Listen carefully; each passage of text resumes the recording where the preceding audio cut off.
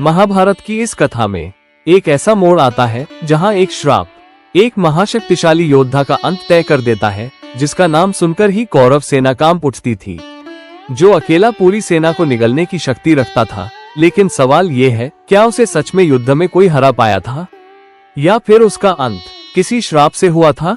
और सबसे बड़ा रहस्य, क्या वो श्राप दिया था स्वयं महाबली द्रौपदी ने? ये कथा जुड़ी है भीम और राक्षसी हिडिंबा के पुत्र घटोत्कच से। कहा जाता है कि घटोत्कच जन्म से ही असाधारण था। उसका शरीर विशाल था, शक्ति असीम थी और राक्षसों जैसी शक्तियां उसके भीतर प्रवाहित होती थीं। वो न सिर्फ भीम का पुत्र था, बल्कि युद्ध में ऐसी भयावह शक्ति था जिसे रोकना लगभग असंभव माना जाता था।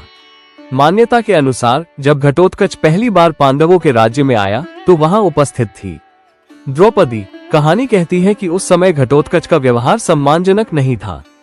उसने द्रौपदी को वो आदर नहीं दिया जो एक महारानी को दिया जाना चाहिए। द्रौपदी, जो पहले ही अपने अपमान और स्वाभिमान के लिए जानी जाती थी, क्रोधित हो उठी और उन्होंने कहा, तूने जिस स्त्री का अपमान किया है वह कोई सामान्य स्त्री नहीं, मैं पांडवों की रानी हूँ और मेरा अपमान तेरा भविष्य तय करेगा। कहा जाता है कि उसी क्षण द्रौपदी ने उसे ये श्राप दिया, तो बिना किसी महान युद्ध के अचानक और असमय मृत्यु को प्राप्त होगा। महाभारत युद्ध में घटोत्कच का प्रवेश एक तूफान जैसा था।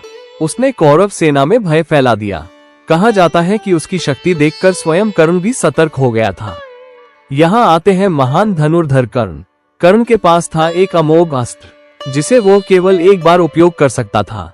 वो चाहता था कि वो अस्त्र अर्जुन पर प्रयोग करे, लेकिन स्थिति बदल गई। घटोत्कच का आतंक इतना बढ़ गया कि दुर्योधन की सेना टूटने लगी। कहा जाता है कि दबाव में आकर कर्ण ने अपना वो दिव्य अस्त्र घटोत्कच पर चला दिया और उसी क्षण एक ऐसा विस्फोट हुआ जिससे युद्ध भूमि कांप उठी। घटोत्कच गिर पड़ा, लेकिन कथा यहीं पर और रहस्यमयी हो जाती है, क्योंकि कहा जाता है कि वो केवल अस्त्र से नहीं मरा, बल्कि उसके भाग्य में पहले से लिखा था अंत। द्रौपदी के श्राप के कारण घटोत्कच का विवाह दैत्यराज मुरा की पुत्री से हुआ था और उसके पुत्र थे बर्बरीक। बर्बरीक को महाभारत का सबसे महान धनुर्धर माना जाता है।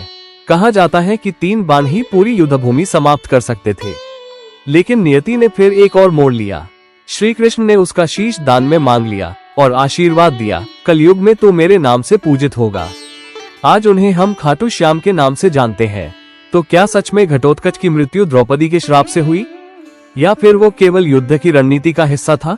महाभारत हमें स्पष्ट उत्तर नहीं देता, लेकिन एक बात जरूर कहता है, हर शक्ति का एक अंत होता है और हर अहंकार का एक परिणाम।